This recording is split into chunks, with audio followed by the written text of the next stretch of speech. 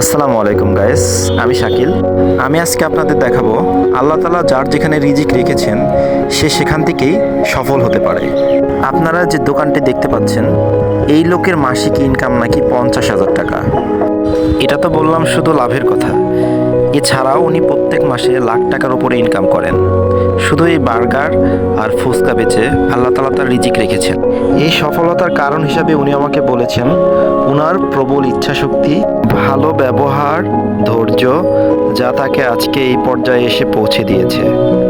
তাই আমরা যারা এখনো বেকার, কোনো কাজ খুঁজে পাচ্ছি না, তারা চাইলেই স্বাবলম্বী হতে পারেন যদি এই ভাইটিকে দেখেন। এটিই উদাহরণ সফল হওয়ার।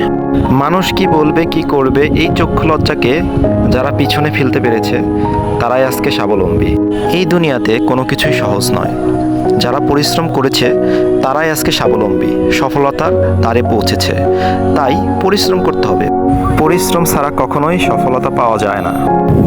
এই দুনিয়াতে যত সফলকামী লোকদের দেখছেন এদের সফলতার পিছনে পরিশ্রম, ধৈর্য, ইচ্ছাশক্তি অবশ্যই আছে।